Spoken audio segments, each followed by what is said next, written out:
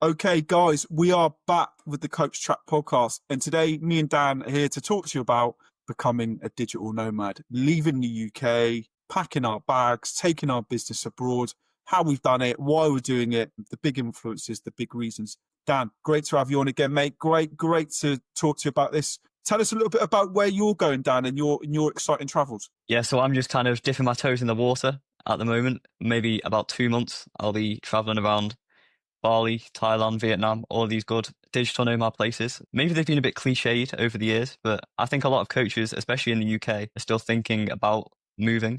So it's going to be an interesting chat. I think there's so many benefits. It's almost a no-brainer, but we're going to get into that. Absolutely. I think, more people are leaving the UK than ever before. I'm not going to go into a political debate or talk about the UK in terms of that, but there's a reason that people are leaving. I think, me and you are maybe not leaving for those reasons. For me, it's to enrich my, coaching company, to enrich my opportunities. Why Rwanda? Obviously, that's the start of your journeys, isn't it? Tell me a little bit more about that. So I'm starting in Rwanda. I thought, you might as well dive into the deep end. Why not? It's not as weird as you think it is. It's actually quite a nice country, but yeah, we'll see how that starts. It's always good to kind of push yourself out of the comfort zone, especially before you go into all these places for like a long time, because you want to see how you kind of cope and all this good stuff. So yeah, it's going to be an interesting one. It's going to be good content as well. Like the hooks saying like, I'm in Rwanda, are going to be quite funny, but yeah, we'll see.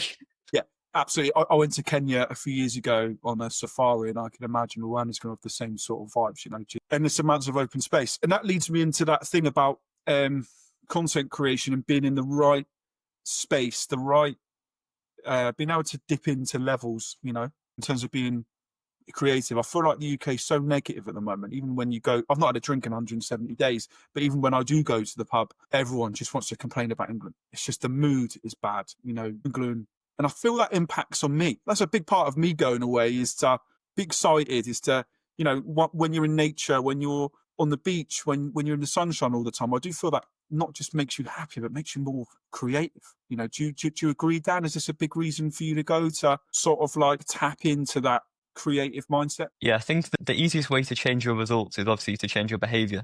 And the easiest way to change your behavior is to change where you are, your environment. So even if the UK was like a really nice place with positive people, I think just making that change, that new environment is going to like reset something in your mind that's going to kind of get you into that next gear, if you know what I mean. And obviously in Bali and Thailand, there's so many like entrepreneurs, so much networking opportunity is almost a no-brainer. Absolutely.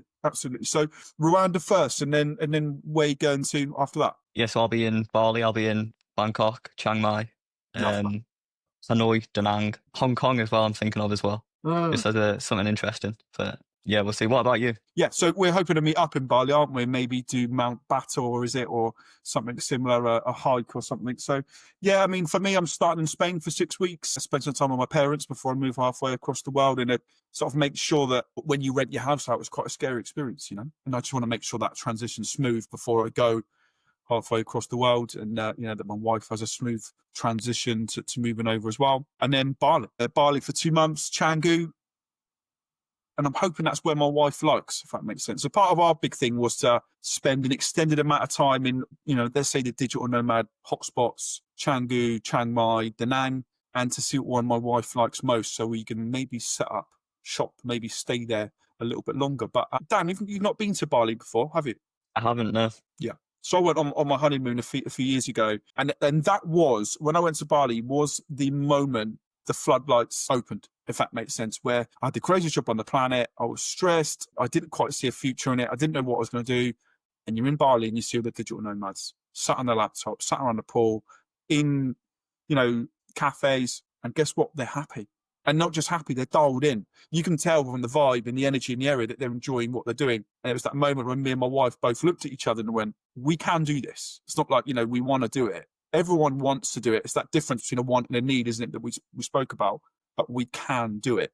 And I guess that's been a big part of my journey over the last 2 years, and me and you working together, Dan, is getting everything we've got into a level where I don't have to sell my house to finance me going, but rent it out because we've got something substantial to take away to keep us there. And that's that real difference between a want and a need. And that's the big thing that we say to lots of coaches, isn't it? Is you got to have an end goal. You got to have something that wants to motivate you to get there, So Do you agree on that, Dan? What's your end goal? What's motivating you to going for this? Yeah, I think if you want to build $1 billion business, you're not gonna do that in Bali. You're not gonna do that in Thailand. But if you're kind of like a normal person and you're not absolutely crazy psychopath, then it kind of makes sense. Especially as a coach, you've got that kind of location freedom. You can work from home. More and more people can do that as well. So yeah, it makes sense. And there's obviously a lot of great people there as well that you can talk to, and they're gonna level you up as well. Like especially because it's so cheap. Like it's absolutely ridiculous. Like if you look at the prices, it's like £10 a night for a hotel. It's absolutely ridiculous. Absolutely. I mean, it's not just cheaper; it's outrageously cheaper. My parents come over from Spain a few months ago, and I took them to my local pub, and my dad ordered a beer, which you can have in Spain. By the way, that pint of beer in the pub in the UK was £6.80. That same pint that my dad can get in Spain is €1.50. That same pint in Bali, I believe, is probably about £1. In Da Nang, it's even less. So it's like that is across the board. Food, accommodation, travel, everything.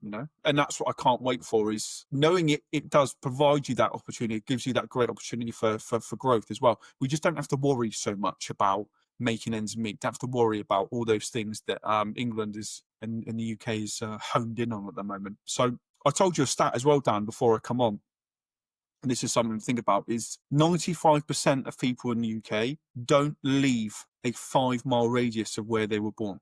So to become that 1%, to become that top 5%, you've got to take a risk and you've got to jump, So do you feel there's an element of that we're taking a risk, for growth, or do you think we're onto a pretty much like a sure thing, What's your thoughts on that?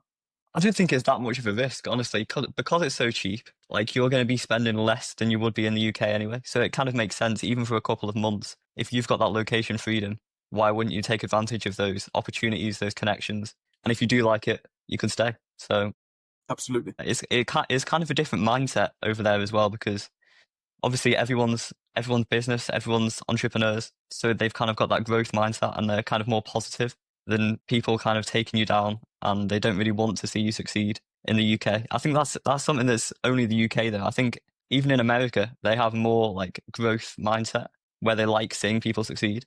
But in the UK, it's a bit of a weird one. What do you think? Yeah, I agree. There is something in the UK where I told you before, and I'll be careful what I say.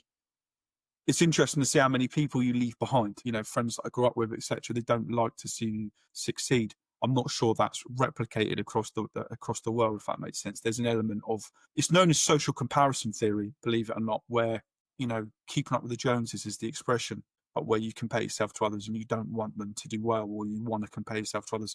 It's a bit of a sad thing, really. And that's why we're in a unique position, Dad, isn't it? Where we built this to a level, we can take it, see where it goes, and try and expand on it as well. And a part of that is meeting like-minded people, isn't it?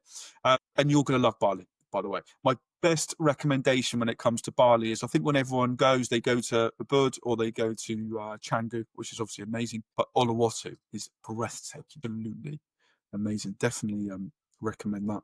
After that, Thailand. Where's your next stop? Yeah, it'll be Thailand after that. It'll be Bangkok for a couple of days, and then it'll be Chiang Mai, which is obviously the more digital nomad focused place. And I know quite a lot of people there already as well. So Oh wow. it really does just make sense that we try it, kind of make those connections in real life, because it's one thing making connections online, but transferring that to real life is just really going to solidify it and like kind of make you memorable as well, which is something you obviously want to do. Yeah, absolutely. I'll tell you something about Bangkok. I've been before. It's absolutely crazy. I think it's the busiest airport in the world, by the way. So that'll tell you something about the area. I signed up to a Nomad community, nomad.com. I watch a guy called Sergio Sala, and I love what he does, his content. He actually gets some real take-homes from watching it. You learn as you're watching it, and that was one of the things that I signed up for. Actually, the place that I thought had the most meetups, when you see, the consistency or, the amount of events that they're putting on, Bangkok looks to be the busiest, which is interesting. So it goes to show that there's lots of people there, And actually, I was always under the impression that Canggu was the number one digital nomad hotspot. And obviously it's right up there, isn't it? But the more I look into it, looks like Chiang Mai is, isn't it? What's your thoughts on Chiang Mai? What are you looking to do there? I know it's real famous for its food as well. That's one thing I'm really looking forward to trying out. It's also quite close to the tallest mountain in Thailand, which is something that I like. I like doing. I like climbing mountains. So that'll be interesting to do as well. I think places like Dubai that are kind of like the normal or the old kind of digital nomad space. There's just nothing there. It's just sand. So I think, yeah, it's interesting. You get a lot of different characters compared to Dubai to Bali. Those kind of two digital nomad. It's kind of a divide, I guess. But yeah, there's obviously opportunities in both, but it's more livable in like Southeast Asia, I think. I think there's more creative energy there for sure. Saying that, I know Dubai is creating a new sort of content creation visa. And they're obviously they're looking for people to flood there and to film their content in Dubai. Dubai's changed a lot. When I first went years ago, it was obviously incredibly flashy, really up and coming, but I felt a little empty, you know, maybe a little empty on culture. I went a few years ago and I would say things are changing there for sure. Dubai is going to be, it's obviously massive already, but it's only going to get bigger, and more and more people are going to go, and they are going to be exciting creative types. Interested to see actually what Dubai is going to look like with this new content creation visa. Something me and my wife are looking at very carefully, which is interesting stuff. So Chiang Mai, can't wait. One thing I liked about Chiang Mai as well, because obviously that's in the north, isn't it? Is Pai and Chiang Rai. I'm looking to go. Yeah. And Pai is obviously this real spiritual place, which is something that is in touch with my other with the other podcast that I do, the Masculinity Unmasked, which I'm looking forward to exploring. And I reckon that'll be wild. Looking forward to meeting some interesting types there. So for me, after Chiang Mai, I'm taking the overnight train to Krabi and staying there for a month. I went against Phuket. I've been to Phuket before. Obviously, I think when people go there, they go to Koh Phangan and they go to Phuket I've been before, but Phuket is different these days. It looks very, instead of the culture, looks to be more Lamborghinis, like that's turning into the Dubai of Thailand, if that makes sense. Koh Phangan looks outrageous, but a little short on accommodation. Didn't think, couldn't find anything which maybe fitted what me and my wife were looking at, but Krabi looks like it had everything. So where'd you go after Chiang Mai? Yeah. So I'll be there. I'll be getting the train to Da Nang as well, which will be an interesting experience. Vietnamese train. I think it's just all about the experiences as well for me. Like you can work and you can get the experiences as well. Especially when you're young like me, you haven't really got that much traveling under your belt, so it'll be an interesting time. Absolutely, and it's always an amazing time to go to Vietnam. Still a communist country, but developing massively, obviously as well. So I'm spending a month in Da Nang, a month in Hoi An. Interested to see whether a month in Hoi An's too long. Might be. I like the look of Sapa. Not sure if I've got that pronunciation right, and the Hanoi. So might use that opportunity to go and check out a few places. And then Phu Quoc I'm ending up last, which is obviously like an island in Vietnam. Because my parents have always wanted to go there, interestingly, for fishing, squid fishing, out of everything. Seems to be why we're going there. So, and then I'll be back to the UK for a month to work out where or not UK, maybe possibly Spain, to work out where me and my wife are going to go full time. So one of the things I noticed about Vietnam in particular, all the accommodation across the board is cheaper than the UK, not just a little bit, massively cheaper. And I would say that Bali and Thailand are at a level, if that makes sense. But then you've got Vietnam, which is just so much cheaper, which makes me think, what is the cost of living like there? You know, can you imagine the lifestyle that you could have off a cost of living which is that low? Have you thought about that, Dan? Yeah, it's ridiculous. I've got actually a friend who builds websites on X. He's from Vietnam. And he makes like not that much money in UK terms, but he's like top 1% in Vietnam. Wow. Like, so it makes you think like, are you at a disadvantage being in the UK with the high cost of living when you can work remote? Especially with not that many networking opportunities for digital nomads, people like that. It is kind of a disadvantage. You've got less money to spend on investing in yourself or courses or coaches, stuff like that, because you're never too good for coaches, really. There's always bigger fish. So it is a massive advantage going to there. It's a massive disadvantage trying to build a business in the UK. A 45% tax bracket. Can you imagine that? So the harder you work, the more you get taxed. And in this UK, you're taxed to drive, taxed to eat, taxed to go on your bill when you go out. Just tax. So it's like you're inhibited. So the harder you work to get to that level, you're punished. Yeah. I'm not sure it's the same abroad. I'm looking forward to experiencing that. Looking forward to a different mindset. One thing we talked about off air, which is really, really fun, is how do you pack your life into a 25 kilogram weight limit? Dan, any hacks? Anything you've thought about? I love the thought of being able to like just have a backpack and that's like all I own, everything in that backpack. Obviously I don't have a house and stuff like that, so it's much easier for me. So I literally just take at the moment in the packing list, I think it's just my laptop, my phone, microphone, and that's about it, honestly. And obviously clothes and stuff, but I don't really need anything else. And I just like that feeling as well. So obviously it's more difficult for you, I know. Well, no, I think because it's not like me and my wife are just going; we're moving. So it's not like, it's like an extended trip. We are going for a year upwards, even longer. So part of me has just looked at what's bulky and just tried to cut it down. Even as stupidly as my shoes, it's like I love wearing boat shoes, but if you think how heavy they are compared to say Toms or flip flops, it's a no-brainer that you've got to just scale it down. Instead of taking the, I can't even tell you how many pairs of trainers I've got, but literally trying to think of 2 pairs of trainers to take away and what ones pack in. Yeah, that's to the level that I've had to think about it. I think the in terms of the tech, as we were laughing, weren't we? This is my mic, the Yeti, which is amazing, but it's far too heavy to take abroad. So I've had to scale it down to try and just be more lightweight, more short and concise with what I'm doing. Dan, have you had to do anything similar? Any other? I haven't really yet, honestly. I don't like think that far into the future. I think I'm kind of a last minute guy. I just a week before I'll be like, oh bollocks, this doesn't fit into my suitcase. Like, but it is what it is. So I like being flexible, and that's definitely something that you can get more of when you're out there. Dan, we're gonna laugh. I was packed at Christmas. I'm not Were moving you? partly till September. I That's can't help crazy. myself. It's just like I'm already done.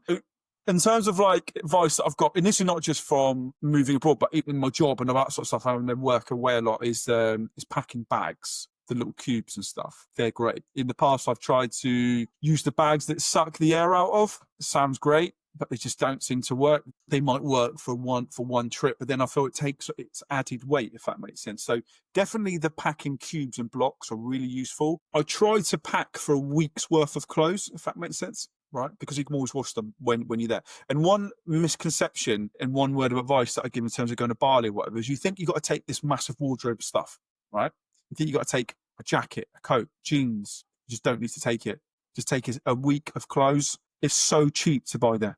It's not just like, it's so cheap. So if you fancy a t-shirt, I'm not packing any shirts to go away, because I remember in Bali, you can buy them for what we would see as £3-4 every time you go. So it's like, I just don't need to pack them. And that's just a change of mindset, isn't it? From like being a consumer in the UK, trying to look a certain way, to actually letting loose, living differently, being more open-minded to moving away, The biggest issue we've encountered, I think, in terms of moving away full-time is my wife's cosmetic routine. Do you have anything like that? Like supplements, Dan, or anything that you're worried about getting over? Nothing crazy, no, nothing like that. Well, for guys, I think it's quite easy. That's a real stereotype. I can't believe I just said that. It's true. Yeah, it is. In terms of like what we need, it's all there. So again, you just don't need to pack it. If you think of like all our daily stuff, it's out there. In terms of my wife's more specialist stuff, yeah, we're going to be shipping it out there, which is interesting. Which also goes to show that you can FedEx anywhere in the world, which is another thing. So again, nothing to panic about. I was considering FedExing all of my tech stuff out, which is an option, but I haven't done it. When I'm full time and I decide where I'm going to be, for the next 5 years, I might consider something there. But for now, it's just not a possibility. Dan, anywhere else on your list that you're looking at going at? Anywhere else you want to go and explore? I'll be in Singapore as well, which is obviously because you can get a direct flight from Manchester just for that reason. I think it's always good to like explore different cultures and all this good stuff. And there's a lot of interesting people in Singapore as well. Very interesting country. Like it's very small, but there's a lot of different people there. So that'll be an interesting one. Absolutely. Me and my wife last summer for a month went to Sri Lanka. It was amazing. My wife preferred it to Bali. I feel like Sri Lanka was what Bali was maybe like before the great boom there, if that makes sense. We'll definitely be going back there. The real interesting thing about Sri Lanka is it was rainy season in one part of the country in the south, and their peak season in the north. So that has also been a big part of this digital nomad journey, is to work out where the best seasons are in what place, trying to avoid the rainy season. Hence why we're going Bali, Thailand, Vietnam in that order. But really disappointingly, while we've done that trip, we've had to skip on the Philippines, while we've had to skip on Cambodia, where I definitely want to go. to see Angkor Wat, but you've got to get there at the right time, otherwise you're just going to be, I think in Angkor Wat, I can see it can get up to 45 degrees or you're flooded in rain. So you've got to get that time just right. Have you given that any thought, Dan, in terms of like times of year, or you've just looked purely at the location? I've pretty much just looked at the location. Like it's a different perspective kind of when you're moving there compared to when you're going there for a couple of months just to meet people and kind of get ahead in business, really. But yeah, I think I don't see myself living somewhere like that forever. But I definitely, it's a useful tool for everyone, really, every coach to make those connections and to get into that different mindset as well. Take it up a gear. Yeah. It's interesting talking about not living somewhere forever. One of the greatest tips I can give people is to see your life as a movie and a plan where you're going to be in 1 year's time, 3 years' time, but ultimately 5 years' time. It's probably a good gap to leave the UK, a good gap to explore growing a business for 5 years. And after that, like I said, if the business is at a level or you want to return back to the UK, you've always got that option. I'm interested to see, Dan, when you go and experience it and you have a different lifestyle and you're in the sun and you're around like-minded types, you might change that opinion, of not trying to be somewhere forever. You might go, actually, hang on, you have that tick box moment. And the Thai 5-year DTV visa is fascinating. What an amazing opportunity for someone like me and you to do. Doesn't take the biggest level of investment either, which is a really interesting thing. Let's say years ago I looked at moving to Ibiza, right? The difference between moving to Ibiza for a year or having a five-year DTV visa is night and day, by the way. Night and day. I think the easiest long-term visa to get at the moment is Portugal, which is obviously an option. I think you've only got to have a few £100 in your account and prove that you earn a few £100 a year to move there. But the 5-year DTV visa in Thailand, where you can stay for 6 months at a time, I think is fast. I think that is a great, especially as the links out of Bangkok are so good. So, you don't have to stay there. You can go in and out, go to Bali, Cambodia, etc., So interesting stuff. Have you I'll have looked to have at a the follow-up podcast when we're there 6 months. Absolutely. Have you looked at the visas, Dan, and stuff, or sort of? Well, I'm just going for such a short time that it doesn't really matter at the moment. But yeah, it's interesting stuff. I think it's a bit of a pain, really, though, isn't it? But it's kind of what you've got to do to get that upgrade, really. Absolutely. I mean, like, so in terms of going to Bali, you can either get a 30-day visa at the airport, and the queue is unbelievably huge, or you can get it just before you go online. And the real trick of getting it online is you can extend it by another 30 days as soon as you're there. So you can extend a 30-day visa in Bali by another 30 days, and you can do it when you're there, as long as you've bought it online. There you go. I maybe wouldn't wait for that one at the airport. I'd maybe get that sorted. In terms of Thailand, for being from the UK, you can stay there for 60 days at a time. You don't need anything. You just turn up. And the Vietnamese 3-month visa looks quite straightforward. Not too much hassle. However, extending those is, so if you want to stay somewhere for a year, 3 years, 5 years, even beyond, there is obviously and some quite impressive businesses who provide those services at a hefty cost. Interestingly, I imagine that's going to be a decision. If I do want to stay somewhere, do I invest in someone to do it all for me, or do I take the gamble and do it myself? I haven't decided. But Dan, what's your most essential item to pack when you go out? Obviously, biking's your hobby, isn't it? You can't take a bike with you. Yeah, I'm kind of planning to replace that almost with climbing mountains and obviously gym as well. But obviously, you can't really bike around Bali unless you want to get knocked off by a moped. But yeah, it's interesting. Do you have any like outdoor hobbies like that, like golf, for example? Yeah, I love golf, but I can't take my golf clubs. Yeah. My wife did the London Marathon. We've been working up to sort of 10K. Actually, interestingly, all of them have got marathons. So there's a marathon at Angkor Wat around the historical complex. There's one in Thailand, in Hua Hin or Hai Hin. Make sure I get that pronunciation right, in May. So actually, that's another thing that we've done, is try to track where we could run as a hobby, if that makes sense. One thing I'm desperate to do in Bali is the Bali Run Club at Canggu. Have you looked at this? Real famous, free. I think they go on a Tuesday or Thursday morning from a certain cafe. You meet up, you run, you meet like-minded people. That was the inspiration behind me jogging at home around the park, so I could be fit enough to go to run with them. That's like visualization, however you want to call it, but actually having like a goal in mind of, right, this is what I'm going to do. I want to be at this certain level of fitness before I go. Yeah, inspiration beyond the Bali Run Club, which I saw by chance on my honeymoon in Uluwatu years ago. So what's that? You know, hundreds of people running together, networking, talking, enjoying themselves, etc. Can't wait to do that. But that brings me on to another thing. There are lots of communities, lots and lots of communities. That nomad.com community that I've signed up looks fantastic. You have an opportunity to meet like-minded people with a system that looks a little bit like Tinder, where you know, looking for friends with a Tinder style app. But I can't wait for all that. And that's not going on in the UK. That's just simple. I feel like that's the best opportunity about traveling, is the enrichment, isn't it? Is meeting people on a, you know, that are living life, if that makes sense. So yeah, you're going to look to take any of that up, Dan, any of the communities or digital nomad sort of meetups? Yeah, I think there's a lot of places that you can meet new people, like the co-working places especially. I've heard that those are really good in Bali and Thailand. Even like gyms and stuff. You're going to meet a lot of people there. And also I'm looking to do Muay Thai as well. So Yeah, hopefully I'll be meeting some people there. yeah, I've you got a said few friends who do Muay Thai, so it'll be an interesting experience. Hopefully I don't have a black eye for the next podcasts after that, but we'll see. you should do it. I mean, that's a really good point about the co-working spaces. So when I originally thought about going, I thought, that's it. I'm going to stay in one of these places for a month, 2 months, even longer. I was going to book it. Just thought I passed it by my wife, and she was like, absolutely not. Am I staying somewhere where it's all about work all the time and you'll just be lost in it? Actually, when you think about it to a level, that was quite a good decision from her, wasn't it? It was to set a boundary. You know, it's like, as much as I was looking forward to doing it and I wanted to do it and I wanted to really invest myself in these areas, and be around all these people, you know, there's more to life than just work as well, isn't it? And I think that's another great reason to go and do this, to invest yourself in it. If you thought anything about the time zones when you're away, because I think that will give us something different, by the way. So our morning in Bali is evening in LA.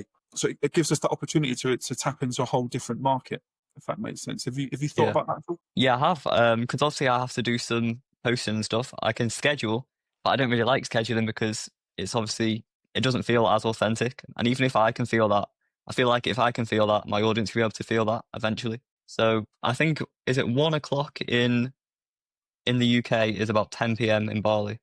So I'll have a good few hours in the UK morning, in the Bali afternoon to kind of do that kind of stuff.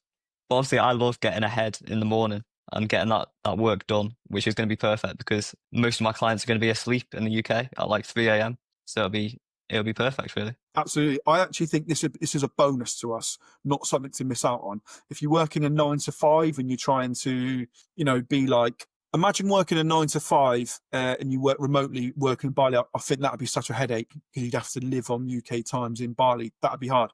But with what me and you are doing and being an online coach, actually, I think it opens you up to a whole different market. I think actually the US market is a lot more open to coaching. Is a lot more open to this space that we're in. I think that's a benefit.